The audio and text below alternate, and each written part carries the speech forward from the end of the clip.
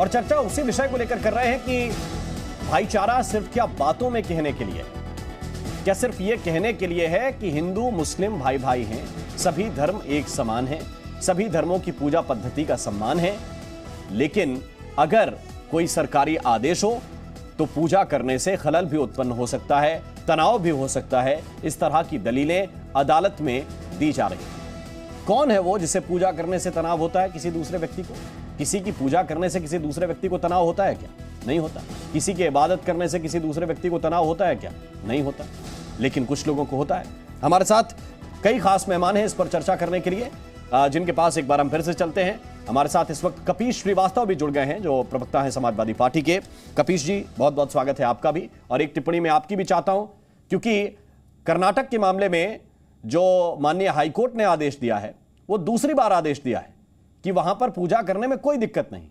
तो जो संविधान के हिसाब से है, नियम के हिसाब से है, क्या उसमें भी कोई तनाव है? 3 दिन के लिए एक उत्सव होगा, अगले 3 दिन बाद नए चीज के इस्तेमाल के लिए कोई इजाजत ले सकता है। देखिए राम मोहन शर्मा जी, सबसे पहली बात तो ये है कि ये देश विविधता में एकता प्रदर्शित करने वाला देश है। ये देश विविध भाषा, विविध धर्म से के लोगों से, विविध क्षेत्र के लोगों से बना बसा है जी। और हमारी जो कल्चरल संस्कृति है, यही भारत की धरोहर है जी। चाहे वो किसी भी धर्म के अंदर का कोई भी आयोजन। और आज से पहले 10-15 साल पहले तक कहीं ऐसी कोई दिक्कत किसी के भी आयोजन में किसी को नहीं आती थी। भाई, ईश्वर की पूजा करने में किसको खलल है, या नमाज पढ़ने में किसको खलल है। लेकिन दिक्कत इस बात की है कि अब सहिष्णुता जो है वो खत्म हो सकी है। अब लोग असहिष्णुता की तरफ जा रहे हैं, क्योंकि तमाम राजनीतिक दल अपने स्वार्थ के लाभ के लिए ऐसे बीज बो रहे हैं, और बहुत से ऐसे मीडिया चैनल भी हैं जो इसी तरीके की चीजें करते हैं। तो ये सारी चीजों को अगर आप देखें तो इससे ये पता चल जाता है कि भारत के अंदर जो है वो सांस्कृतिक समाजवाद होना बहुत जरूरी है।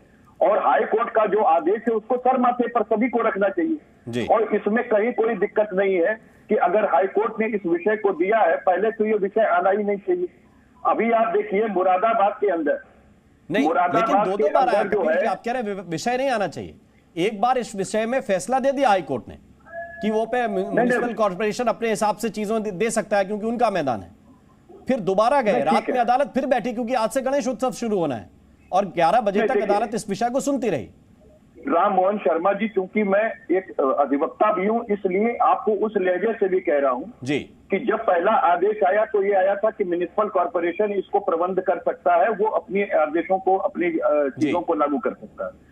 लेकिन अब तो स्पेसिफिक है ना बात इस चीज की। अगर स्पेसिफिक रहा होता तो फिर हाई कोर्ट दोबारा कोई इंटरवीन नहीं करता इसके अंदर, है ना।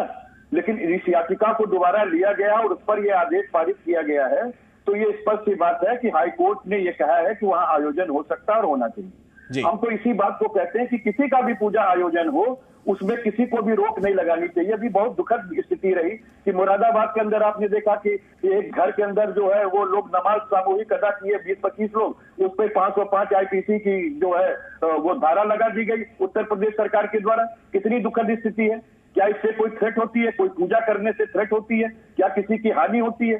तो इस तरह की असहिष्णुता पूर्वक नीतियां चाहे जो भी सरकार लागू कर रही हो या जो राजनीतिक दल करना चाह रहे हो, ये गलत बात है, ये नहीं होना चाहिए। ठीक है, दोनों जगहों पे आप कह रहे हैं कि नहीं होना चाहिए, मुरादाबाद का इशू हो या कर्नाटक के हुबली का इशू हो। विवेक विराट इस वक्त हमारे साथ जुड़े हुए हैं। स्वामी जी, ये जो प्रश्न बार बार निकल कर आ रहा है कि ये सहिष्णुता कम हो रही है, असहिष्णुता बढ़ती जा रही है, ये एक पक्षीय है या सारे पक्ष इसमें बराबर के हिस्सेदार हैं?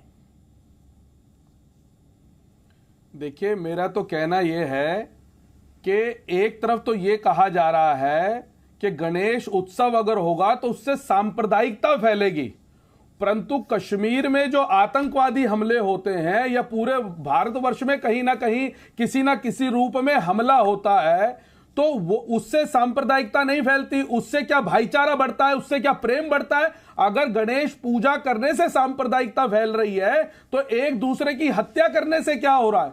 दूसरे को मजहब के नाम पे मार देना, काफिर संबोधन करके उसको गला काट देना, उससे सांप्रदायिकता नहीं फैलती, उससे क्या भाईचारे का प्रेम बढ़ता है? मैं ये भी कहना चाहूंगा, जब सरकार ने, कोर्ट ने यह फैसला दे दिया है कि वो सरकारी संपत्ति है, सरकारी संपत्ति में और सभी प्रकार के कार्य वहां किए जा रहे हैं, और सबसे बड़ी बात, अगर वहां नमाज पढ़ी जा रही है वर्ष में 2 बार, तो क्या वहां गणेश उत्सव मनाने में कोई सांप्रदायिकता फैल जाएगी? इस बात का तो मुझे जवाब दे पहले। दानिश कुरैशी जी हैं।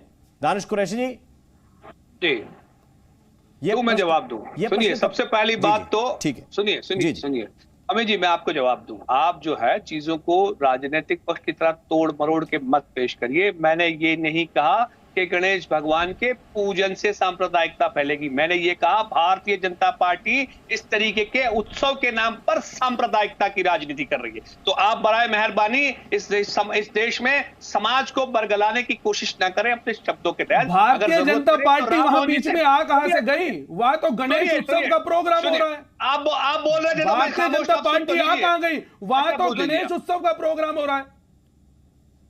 जी दानिश जी, आप ये बताएं, वहां तो अगर जरूरत का प्रोग्राम हो रहा है ना, वहां भारतीय जनता पार्टी कहां से आ गई? स्वामी जी रिप्लाई कर रहे हैं, वो जवाब दे रहे हैं। सुनिए, दूसरा अभी मिश्रा जी कह रहे थे, मिश्रा जी नहीं, आरएसएस के प्रचारक जो हमारे मित्र बैठे हैं, शायद मिश्रा जी हैं, तो वो बता रहे थे कि भाई अदालत ने आदेश दिया है। तो देखिए दिक्कत क्या है, इनके पास 2 टूल हैं। ये जब मर्जी आती है, जब अदालत के आदेश का इस्तेमाल कर लेते हैं, जब मर्जी आती है तो ये कहते हैं कि देश में यहाँ हम रहते हैं, हम यहाँ नहीं करेंगे तो कहाँ करेंगे। इनको अदालत का आदेश जब दीपावली पे आता है, पटाखों पे, तो वो मंजूर नहीं है इनको। अदालत, वो बंधुत्व तब भूल जाते हैं जब अदालत का आदेश एक राजनीतिक पार्टी के अधिवक्ता के खिलाफ आता है तो चिट्ठी लिखने बैठ जाते हैं। अब उसमें 17 रिटायर्ड जजेस हैं जो सुप्रीम कोर्ट के उसके ऑर्डर के ऊपर टिप्पणी कर रहे हैं। तब तो इन्हें अदालत याद नहीं आती, तब इन्हें संविधान याद नहीं आता। क्या इन्होंने जवाब में उन 17 जजेस को और बाकी के जो ब्यूरोक्रेट्स हैं उनको काउंटर खत लिखा कि आपने सुप्रीम कोर्ट के खिलाफ में ये इस तरीके के क्या शब्दावलियों का क्यों इस्तेमाल किया? नहीं किया।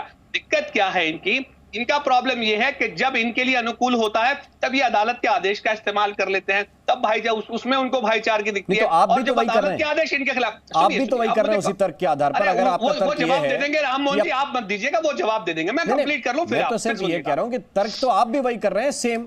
मैं वो तर्क नहीं दे रहा हूं, मैं ये तर्क दे रहा हूं कि जहां जहां भारतीय जनता पार्टी है। देखिए मैं आपको बताऊं, अभी रिसेंटली हरियाणा में 5 दिन पहले, 7 दिन पहले स्लॉटर हाउस बंद करने का फरमान जारी कर दिया। क्या ये संवैधानिक था? अब वो ये कह रहे हैं कि जितने भी संवैधानिक संस्थान हैं वो जो फरमान कर रहे हैं वो सारे संवैधानिक। ऐसा नहीं है, आप समझिए।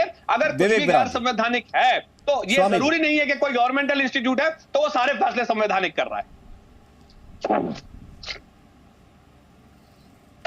कुरैशी जी, पहली बात तो ये, आप अदालत की अवहेलना कर रहे हैं, अदालत के फैसले को चैलेंज कर रहे हैं। कहीं ऐसा ना हो कोई आपके ऊपर धारा लग जाए, आप संविधान के खिलाफ जा रहे हो। जो भारत सरकार का संविधान है, तो आप उस पे धारा, कहीं ऐसा ना हो वो धारा लग जाए आपके ऊपर। आप बार बार भारतीय जनता पार्टी का नाम लेके गणेश उत्सव के प्रोग्राम पे कुठाराघात कर रहे हैं। आप गणेश पूजा के ऊपर उंगली उठा रहे हैं, आप गणेश पूजा के नाम पे सांप्रदायिकता फैल जाएगी ऐसा आप बार बार कह रहे हैं। भाईचारा समाप्त हो गया। आप ये क्यों नहीं मानते कि जब आतंकवादी घटनाएं घटती हैं कश्मीर में या पूरे हिंदुस्तान में, बहुत बहुत धन्यवाद।